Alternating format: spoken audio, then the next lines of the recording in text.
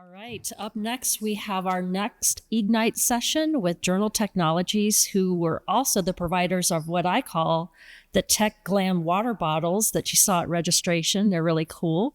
There's still some left there if you want to pick yours up if you haven't already. So we'd like to welcome Journal Technologies.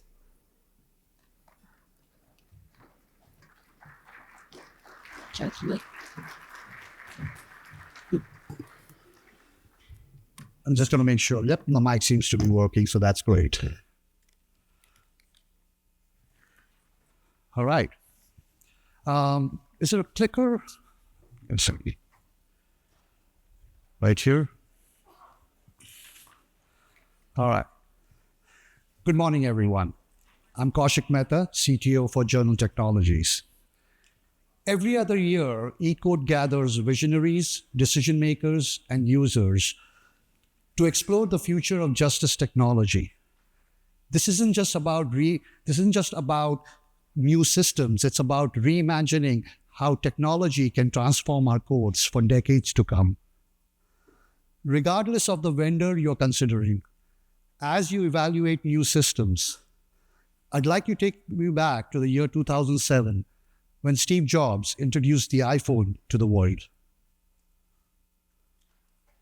Here's 4 smartphones, right? Motorola Q, the BlackBerry, Palm Treo, Nokia E602, the usual suspects. And what's wrong with their user interfaces? Well, the problem with them is really sort of in the bottom 40 there. It's this stuff right here.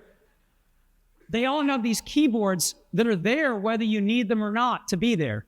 And they all have these control buttons that are fixed in plastic and are the same for every application. Well, every application wants a slightly different user interface, a slightly optimized set of buttons just for it. And what happens if you think of a great idea 6 months from now? You can't run around and add a button to these things. They're already shipped. So what do? It doesn't work because the buttons and the controls can't change. They can't change for each application, and they can't change down the road if you think of another great idea you want to add to this product. Steve Jobs famously contrasted the rigid nature of the phones with their hard and plastic keyboards to the transformative flexibility of the iPhone, but more importantly, the iOS. The brilliance wasn't just in the hardware of the iPhone, it was in the platform. The platform that laid the foundation for innovation, adaptability, and endless possibilities. Just like the iOS enabled developers to build apps that defined an ecosystem, the case management system you select shouldn't just be a rigid tool to solve today's problems. It should be a dynamic, forward-thinking ecosystem designed for the future. It should empower you, the courts, to make decisions. It should empower you, the courts, to adapt, innovate, and scale in a way that static products never can. It should be a unified and agile platform. As we were preparing for this presentation, we thought of 59 things that would help the courts. It will leverage a case management platform-based approach to drive success. We actually put it into a checklist right here. We are happy to share that with you. But today, I'm going to focus on 4 key ones, 4 overarching considerations that we find notable, but are not self-evident like table stake considerations like performance and security are. So let's dive into these 4 key ones. The first key consideration is automation and workflow efficiencies. The platform you consider should facilitate automation and workflows, allowing it to incorporate new and important technologies like AI to increase operational efficiencies. Its configuration tools should allow you, the courts, to facilitate quick adjustments without requiring vendor customizations, ensuring that your courts, your legislative and judicial process improvements are not beholden to a vendor's backlog.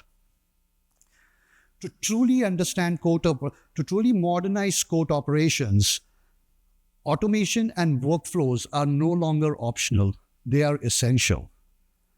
Let's hear from one of your colleagues, Jeff West, from the Gwinnett County Recorder's Court in Georgia, who explains how automation and streamlined workflows are improving court operations and service delivery.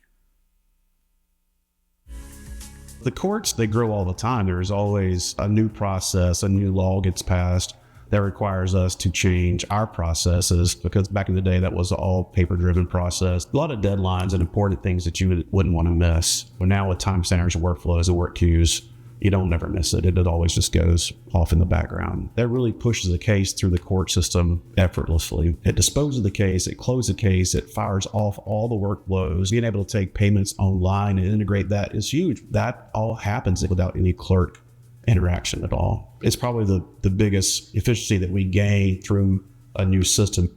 Look for a vendor who has a software that's very configurable. That's able to grow with you as you grow, able to adapt to new laws. Look for a vendor who is reliable and is very knowledgeable in the court system. While automation and workflows are critical for court operations, these valuable tools should be extended even further to the judicial officers. Let's hear now from David Slayton, CEO of Los Angeles Superior Court, who highlights how these tools can have a significant impact on busy judicial officers.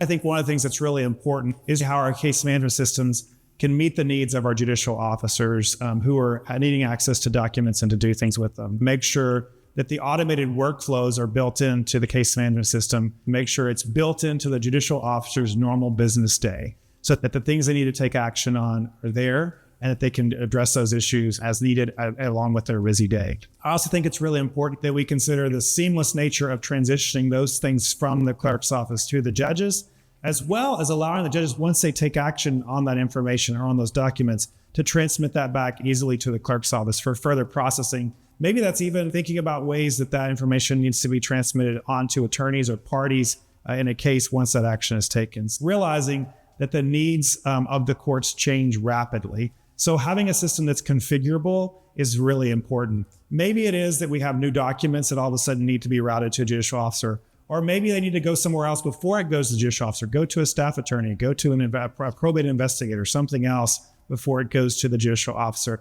Maybe it is that we want to change the time frame under which it goes to the judicial officer, or the time it stays with them. There's lots of things that we might want to change. And so making sure it's easily configurable by the court is really important to our success. Overall, we should keep our eyes focused on making sure that we have those workflows built in so it takes care of the needs of both the clerk's office, court staff, but also judicial officers.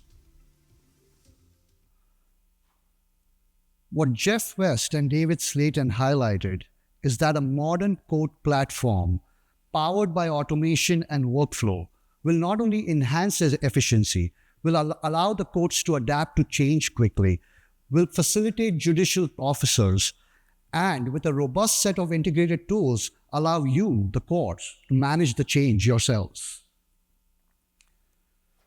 The second key consideration that we explored was dynamic and scalable integrations.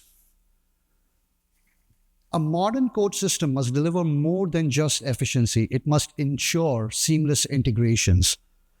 Dynamic and scalable API and services are crucial for the courts to connect to its other justice partners, governmental agencies, and third-party systems. To understand the real-world impact of how these dynamic and scalable APIs and seamless data exchanges, let's hear from Matt Moore with the city of Spokane, who explains how these integrations are important in transforming collaborations between the courts and its justice partners. The court system is ever changing.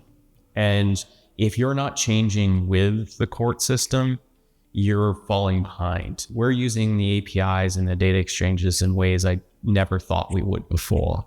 There are pros and cons to be fully integrated. The pros much outweigh the cons. The benefits are sharing of information is instantaneous, real time, like sharing pictures, sharing data from different systems on the same screen, so that you can get things that are happening in court and things that are happening on supervision space all in one spot, so that everybody can see a more coherent view of the hearings.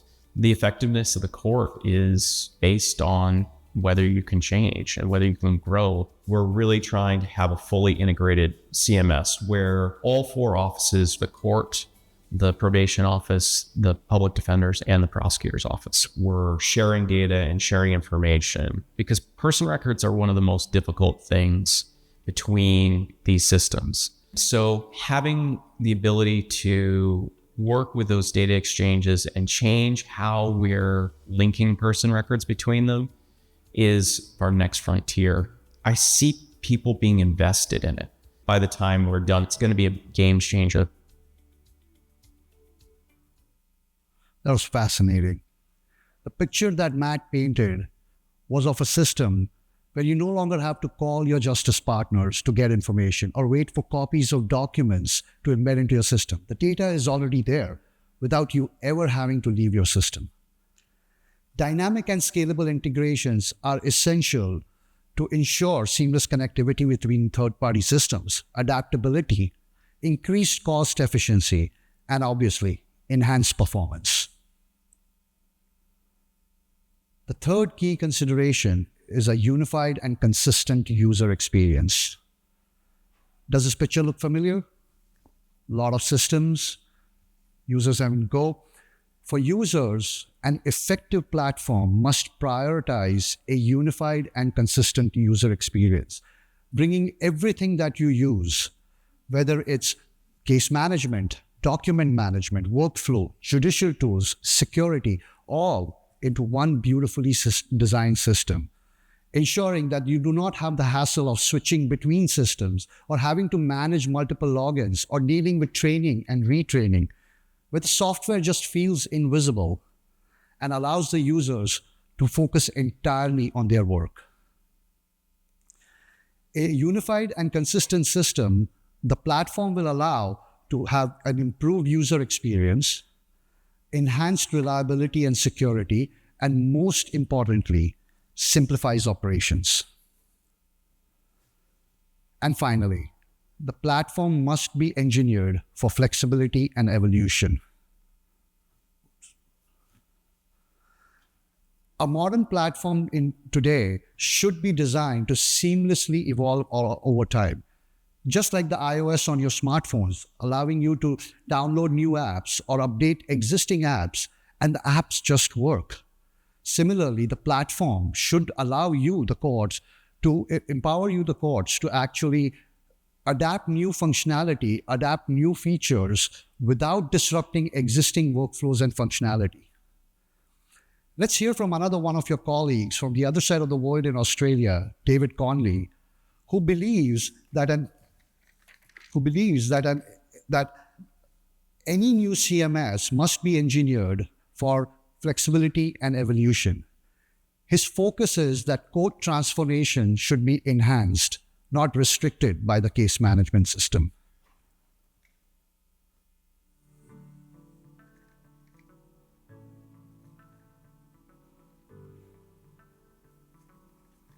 If one of my colleagues asked me what I'd be looking for in a case management system, I would start off from the point of view of, can the CMS enable us to deliver what we want to deliver without us actually noticing the CMS? So the South Australian courts had multiple legacy case management systems. We were very keen to be self-sufficient. We wanted a case management system that we could continue to develop and evolve as we developed and evolved. Some of the legislative changes that we were being required to accommodate could not be accommodated. When looking for a new case management system, work with a vendor and a system that had been successfully deployed in a comparable jurisdiction somewhere else in the world, a solution where the vendor would continue to provide product upgrades, so we would get functionality improvement from the vendor, and be able to continue to make configuration changes that would mean that we would also deliver functionality improvements locally. A system that was highly configurable and flexible enough to do that configuration